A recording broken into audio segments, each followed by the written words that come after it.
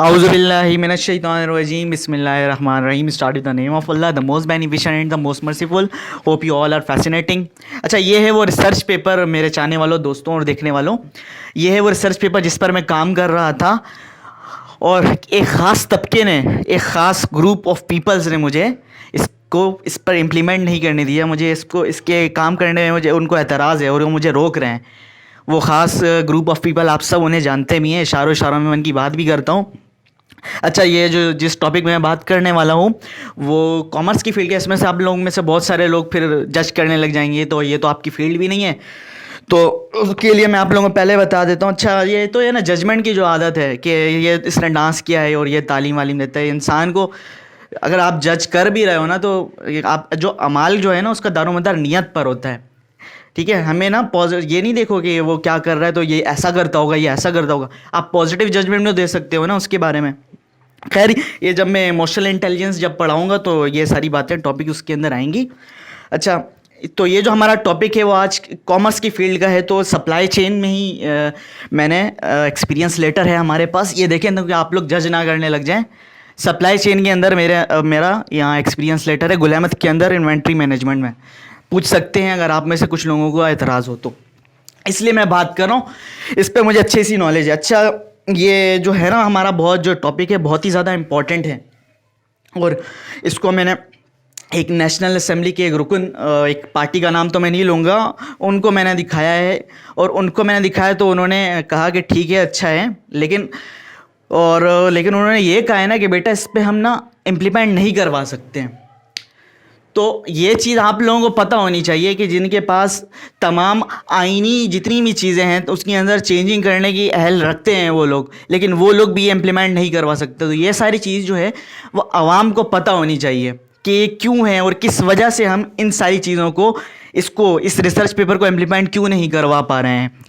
तो इसलिए मैंने इस वीडियो को 3 सेगमेंट में डिवाइड किया है, ठीक है, और एक एक करके हम तीनों सेगमेंट के बारे में आप लोगों को इसके बारे में ब्रीफली बताऊंगा मैं। अच्छा, ये वीडियो जो है वो इम्पॉर्टेंट है, इसलिए मैं ये भी चाहता हूँ कि ज़्यादा लोगों तक पहुँचे। तो एक क्लाइंट थी, मुझे कह रही थी कि मैं इस वीडियो को मतलब चैनल जो है ना वो मोनेटाइज कर दूँगी, आगे लोगों को पहुँचा दूँगी। तो ठीक है, मैंने उसे दे दिया। ठीक है, लोगों का ही फ़ायदा है, और मैं चाहता हूँ कि ये जो वीडियो है ये आप लोग भी बच्चों और लोगों तक ज़्यादा से ज़्यादा फैलाएं। मैं और किसी वीडियो में नहीं बोलता हूँ, लेकिन इसको मैं ज़रूर कहूँगा क्योंकि ये हमारे फ्यूचर का मसला है, ठीक है। अच्छा, तो हमारा जो फर्स्ट सेगमेंट है वो है सूद के ऊपर। देखिए, एक हदीस है इब्न माजा में, जो दज्जाल को मानेगा उसी को खाने को मिलेगा। ठीक है, मैं कोई भी बात जो है वो हवाओं में नहीं करता हूँ, मैं बिल्कुल एक चीज़ को मैं रिसर्च करके बात करता हूँ। ये देखें, आईएमएफ क्या कर रहा होता है, आप लोगों से सवाल है, आईएमएफ क्या करता है? जब भी किसी मुल्क को कर्जे की ज़रूरत होती है तो वो आईएमएफ के पास जाता है। आईएमएफ क्या करता है? प्रिंटिंग प्रेस को कॉल करता है कि इस मुल्क को इतने इस कंडीशन के साथ, इतने % के साथ, इतने सूद के साथ इन्हें पैसे दे दो, कर्जे दे दो, ठीक है। अब वो जो आईएमएफ है फिर वो हमें उस मुल्क वालों को कर्जा दे देता है, कोई भी मुल्क से वो कर्जा दे देता है। अब वो जो कर्जा है ना जो इंटरेस्ट के साथ दे रहा होता है, वो आवाम कभी भी, या फिर वो मुल्क जो है ना वो कभी भी उसे वापस ही नहीं कर पाते हैं, ठीक है, क्योंकि जो गवर्नमेंट वाले हैं वो टैक्स लगाते हैं अवाम पर, अवाम जो है वो पैसे अवाम से पैसे लेते हैं, और जो उनके पास जो पैसे आते हैं वो उन्हें आईएमएफ वालों को वापस कर देते हैं। कौन से पैसे वापस करते हैं? वो सूद वाले पैसे वापस कर देते हैं, जो इंटरेस्ट के साथ आप लोगों को देना है। 20% टैक्स जमा हुआ तो वो जो पैसे हैं जो उसने सूद दिया है ना 22%, उसके ऊपर हम आवाम दे रहे हैं, उसे वापस कर दे रहे हैं। हालांकि असल जो रकम है, जो मेन जो कर्जा है वो वहीं का वहीं है, उस पर कोई कमी नहीं आ रही है, हम वापस कर रहे हैं इंटरेस्ट रेट के ऊपर। फिर क्या होता है, जब हम वापस नहीं कर पाते हैं उन्हें, तो वो आईएमएफ वाले कहते हैं कि अफ्रीका की मालिक में आप लोग देख सकते हो इसकी मिसाल, वो कहते हैं कि हमें नेचुरल रिसोर्सेज दो, हम कब्ज़ा कर लेंगे। अब हम उनके पास नहीं जाएंगे तो मुल्क डिफ़ॉल्ट होगा, हम क्या करें फिर? हमने तो उनकी माननी होगी, ठीक है। तो मैंने अभी जो हदीस पढ़ी थी कि जो दज्जाल को मानेगा उन्हीं को ही मिलेगा। हमने उनकी पॉलिसी पे अमल नहीं किया ना तो हमें खाने नहीं मिलेंगे, फिर खाना बंद है हमारा। ये बात समझ में आ रही है? ये लिंक बनता है इनके साथ। तो ये जो पूरा सिस्टम है ना ये आईएमएफ का, ये पूरा निज़ाम दज्जाली निज़ाम है, ये पूरा का पूरा।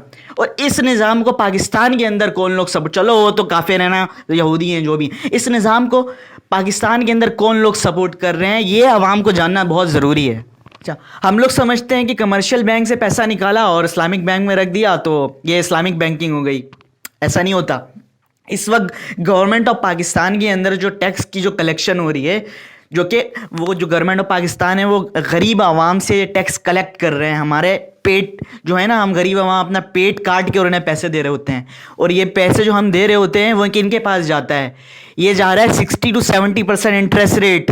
کہاں جا رہا ہے یہ بینک کے اندر. اور بینک کے اندر ہم لوگ یہ سمجھ رہے ہیں یہ جو پیسے باہر جا رہے ہیں، یہ پیسے باہر نہیں جا رہے ہیں. یہ پیسے جو ہیں وہ بینک کے اپنے پاکستان کے اندر موجود بینک کے اپنے جو کھاتے دار ہیں وہ لوگ ہیں، ان کے پیٹ میں جا رہے ہیں. اور کہاں سے جا رہے ہیں؟ غریبوں کے پیٹ سے. غریبوں کے پیسے ہیں یہ، غریب کی جو ٹیکس کلیکشن ہو رہی ہے وہاں سے پیسے نکل کے ان کے پاس جا رہے ہیں. 60-70% انٹرسٹ ریٹ.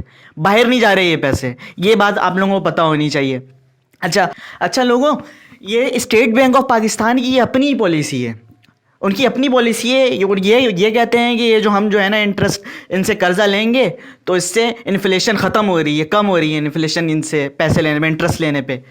تو وہ جو ہے ہم انٹرسٹ لیتا ہے، بینک جو انٹرسٹ لیتا ہے وہ لون پہ لے رہا ہوتا ہے. اب وہ لون سے پیسے لیں گے تو اس پہ بھی انٹرسٹ ہے، وہاں پہ بھی وہ انٹرسٹ دے رہی ہے. اب وہاں سے وہ جو انٹرسٹ دے رہی ہے وہ سپلائی جو ہے نا، منی کی جو سپلائی ہو رہی ہے وہ بڑھ رہی ہے، اور ساتھ ساتھ منی انفلیٹ بھی ہو رہی ہے. اور جب منی انفلیٹ ہو رہی ہے تو مہنگائی اور بڑھ رہی ہے، کم نہیں ہو رہی ہے. ٹھیک ہے. اور ہمیں کیا بتایا جا رہا ہے؟ ہمیں یہ بتایا جا رہا ہے کہ لون لینے سے یا پھر انٹرسٹ لینے سے ہمارا جو ہے مہنگائی ختم ہوتی ہے. تو اس کا حل کیا ہے؟ ایسے نہیں ہو رہا ہے نا. اس کا حل کیا ہے؟ اس کے حل کے لیے جو ہے نا آپ لوگوں کو تھوڑی سی کڑوی گولی کھانی پڑے گی، تھوڑا سا اس کو ہمت پیدا کرنی ہوگی. تو اس سے میں نا آخر میں بتاؤں گا، لاسٹ میں. ابھی ہم آتے ہیں اپنے دوسرے سیگمنٹ کی طرف، اور وہ ہے زکوٰۃ کا سسٹم. اچھا، اب آتے ہیں سیکنڈ سیگمنٹ کی طرف. صحیح بخاری اور صحیح مسلم کے اندر حدیث ہے کہ جن لوگوں کے پاس تمہارے ضروریات سے زیادہ پیسے ہیں یا تمہارے ضروریات سے زیادہ ہتھیار ہیں تو انہیں چاہیے کہ وہ اپنے سے نچلے طبقے والے لوگوں میں تقسیم کر دیں. اور جن لوگوں کے پاس تمہارے ضروریات سے زیادہ اشیاء ہیں، کھانے پینے کی چیزیں ہیں، تو انہیں چاہیے کہ وہ اپنے سے غریب لوگوں کو تقسیم کر دیں. ٹھیک ہے.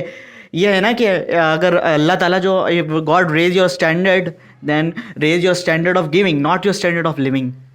ٹھیک ہے. اچھا، یہ ہے کہ پاکستان کے اندر نا کیا ہے، پاکستان کے اندر 8 کروڑ عوام، یعنی 1/3 پیپل، 1/3 جو عوام ہیں وہ انتہائی نچلے طبقے کی زندگی گزار رہے ہیں. ٹھیک ہے. اور جب وہ نچلے طبقے کی زندگی گزار رہے ہیں تو اس کا مطلب وہ کچھ خرید نہیں سکتے، کچھ خرید و فروخت ان کی نہیں ہے، بالکل بہت کم ہے.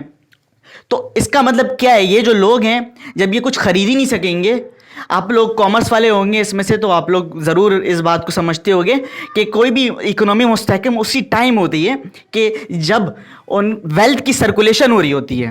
ٹھیک ہے. اب جب اتنے سارے لوگ جو ہیں وہ کچھ خریدیں گے ہی نہیں، کچھ ڈیمانڈ ہی نہیں ہوگی تو پروڈکشن کہاں سے آئے گی؟ کچھ سپلائی نہیں ہوگا تو پروڈکشن کہاں سے پیدا ہوگی؟ ہے نا.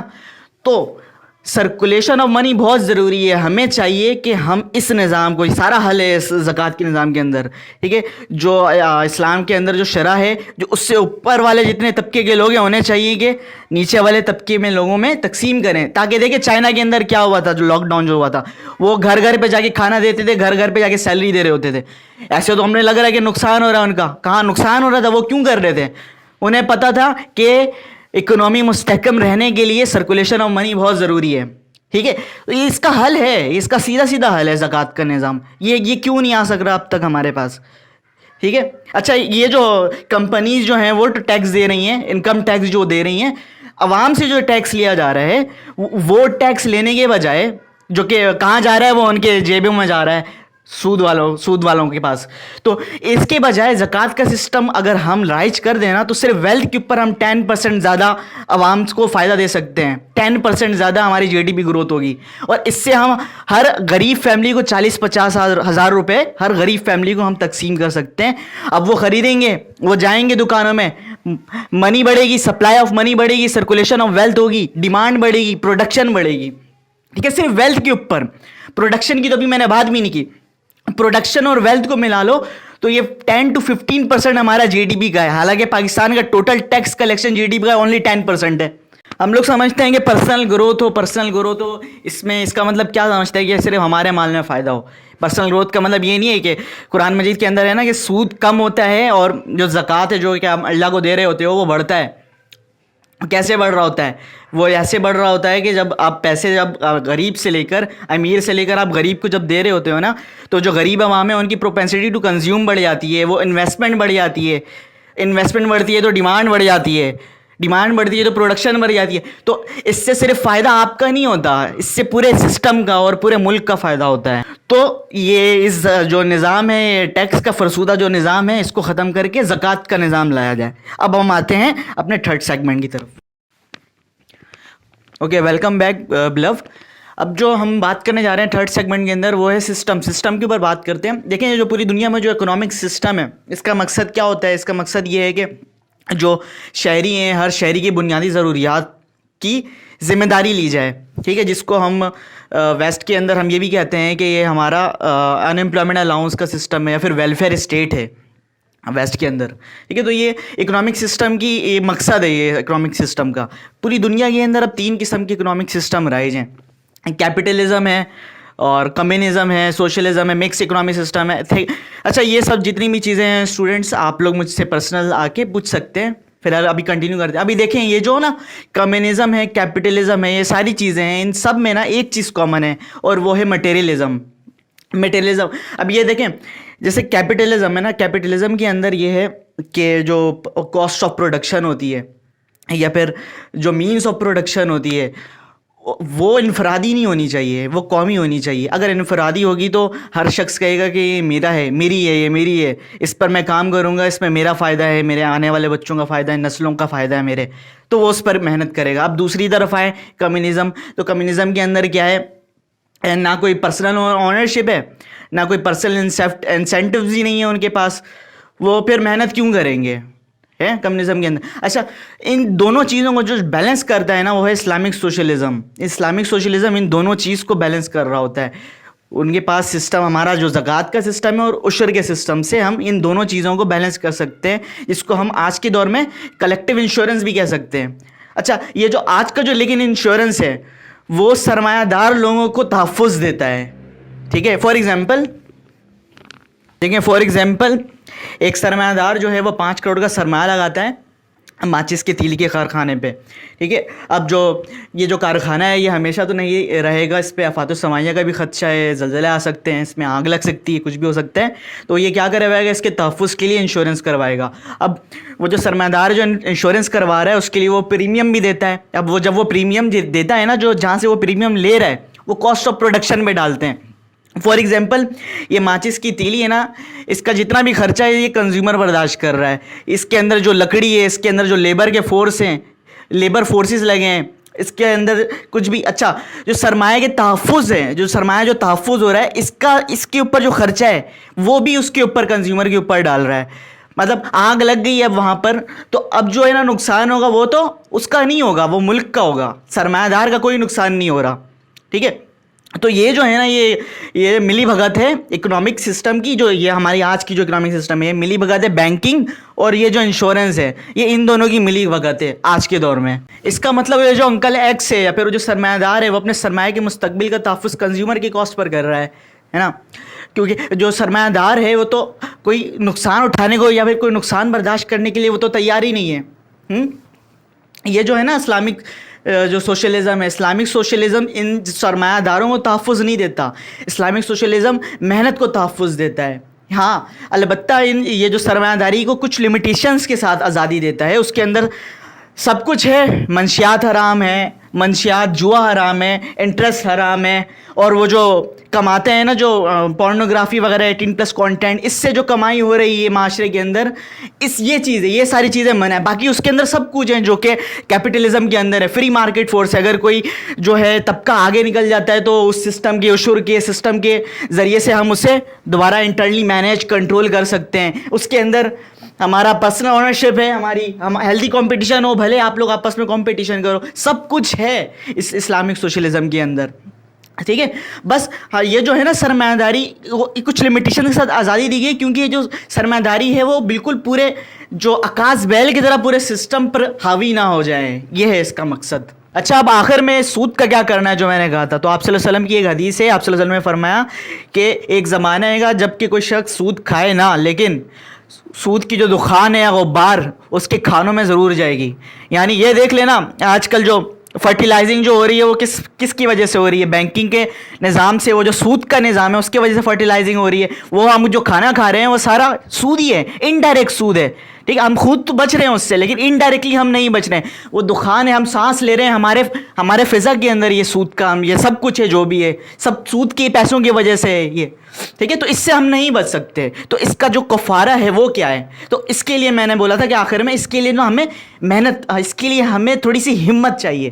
جو میں بول رہا ہوں نا, ہمیں مرد چاہیے, جو میں کہتا ہوں, ٹھیک ہے, وہ لوگ چاہیے, وہ نیوٹرلز نہیں چاہیے ہمیں. یہ جو نیوٹرل جو کہیں کہیں نہیں ہوتے, ہمیں مرد چاہیے اس کام کے لیے, ہمیں مین پاور چاہیے اس کے لیے. ٹھیک ہے, تو یہ ہے اس میری ویڈیوز کو اس کو شیئر کریے گا, اللہ کے لوگوں تک پتہ چلے. ہمیں ان لوگوں کی ضرورت ہے, ہمیں ان مین پاورز کی ضرورت ہے جو کہ واقعی میں مرد ہیں. ٹھیک ہے, اللہ حافظ.